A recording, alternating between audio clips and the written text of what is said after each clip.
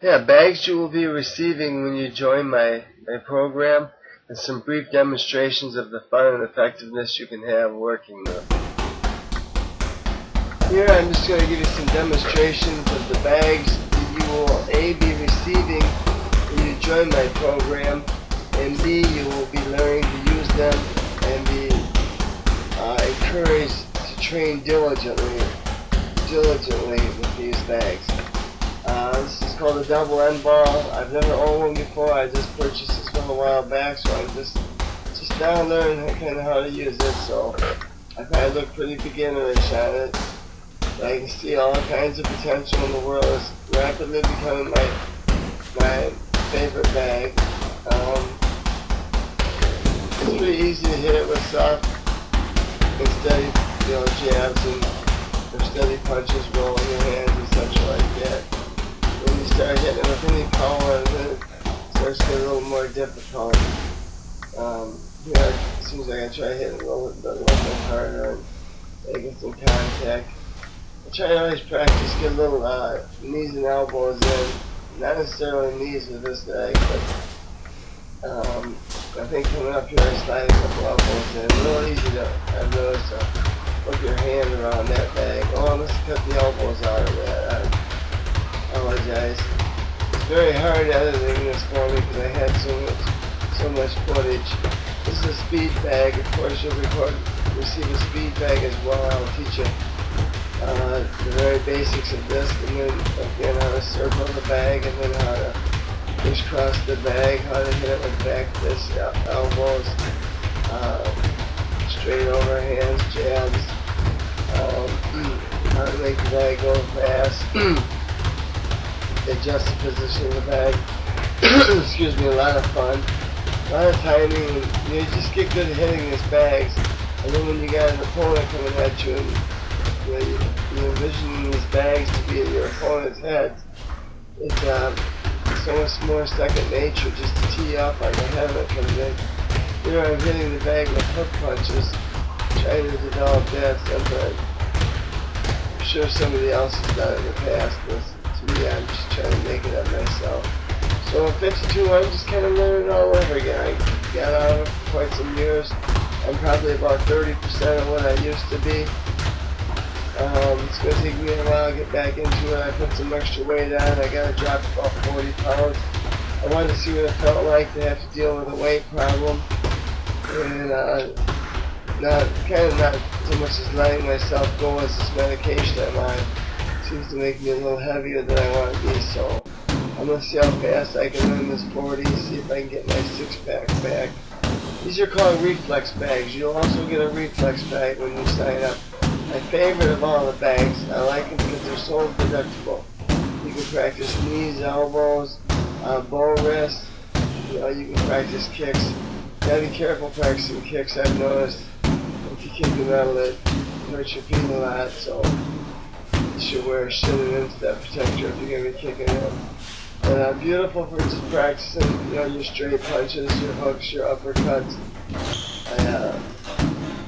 I love my reflex bags. I can just sit there, and that's what's so nice about having these training bags is they're so addicting.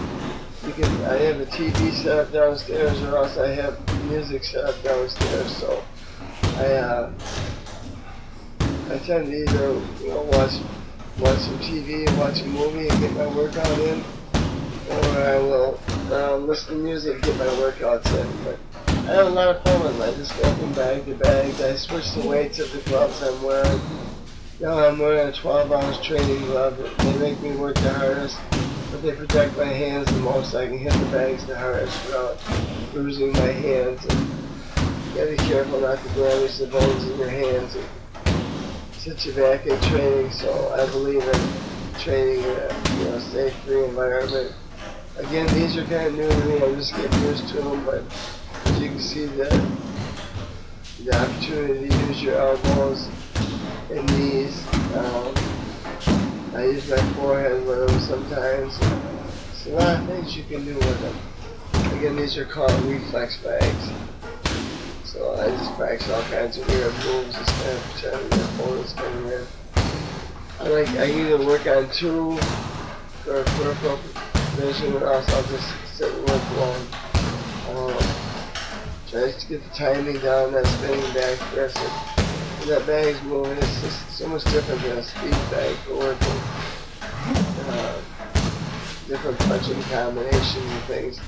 So you're going to have a lot of fun, I think, with these bags. Like I said, they'll be a part of your training equipment when you sign up. And like any other school that I've yet to notice, when you join my school, you're going to get somewhere between $800 and $1,000 worth of equipment right up front. You're going to get a couple of nice uniforms, and I'll go over that later in one of the other tapes. Here I'm just setting up my wave bag and my hanging 100-pound Century bag. Very heavy bag, that black hanging bag. So I like to work combinations, kicking one bag, or, working multiple opponents, just kind of playing around.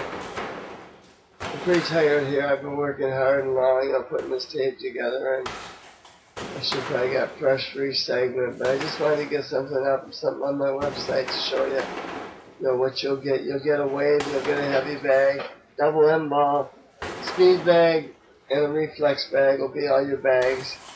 Not to mention focus mitts and kick shields. And you'll be encouraged to train with a training partner.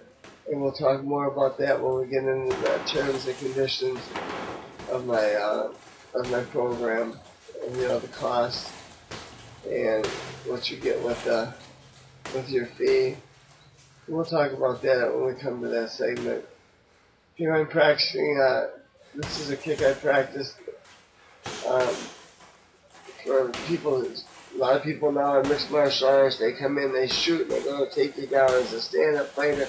I don't like to go to the ground, so I will go for front kicks, try to kick them in the face when they come in, or try to get a knee, or sometimes you can slide that low back kick in, try to get up into the chin, or I throw elbows and punches, if you notice at the beginning, whatever. I'm trying to tee off in the head if somebody goes for a takedown. If I end up on the canvas, then I'm at a disadvantage, because stand-up fighting is my strength and what I try to work on. Here's what I practice over and over and over all my life. This is how I developed the power to break the 7 boards. Is I do this step back kick over and over and over on the bags. I have all my life. I just sit and train it. Same with my roundhouse kicks, front kicks, pressing kicks. All the kicks and punches that I use when I'm sparring, the most common ones that I use most frequent, I train them over and over, thousands and thousands of times. This is called control kicking. I'm kicking the bag very lightly, stopping the kick just at the bag, just to show it's called control. Same with the punches. Throw a full punch, throw full power, full speed, but then stopping it just at the last second. And then at the end, you'll see what happens when you let the power go. Then you get the full. So that's the difference between controlling the kick and knowing when to let go. Of course, that determines if you're sparring with an opponent and you're trying not to hurt him and to score a point, or if you have an opponent that you have to take out, that determines whether or not you kick hard, kick soft. Then downstairs in my lower gym, this is downstairs, I got an uppercut bag. I don't have one upstairs, but I do have one downstairs. I like the uppercut bag just because it helps me to dig up underneath for effective front rising kicks, back kicks like to the throat, lethal kicks and things like that. You'll see a back kick coming pretty quick here with the left leg up under there. That's meant for the throat, things like that. So I like my uppercut bag. And then I have my 3 bags hanging, 2 vertical, 1 horizontal, so I can work combinations, work all 3 bags. Here, nothing rehearsed, nothing planned out. Just dog tired, ready to wind this tape up. So as you can see, I have a lot of fun hitting my bags and kicking my bags, and you will too, and that's what I'm hoping is going to be the difference when you join my new concept karate program, having those bags to train with. So with that, I'm going to close. I look forward to seeing you on the training floor, and we'll hope to hear from you soon. Thank you for your time. So don't wait. Call now for an interview and appointment. The number is 608-754-1237.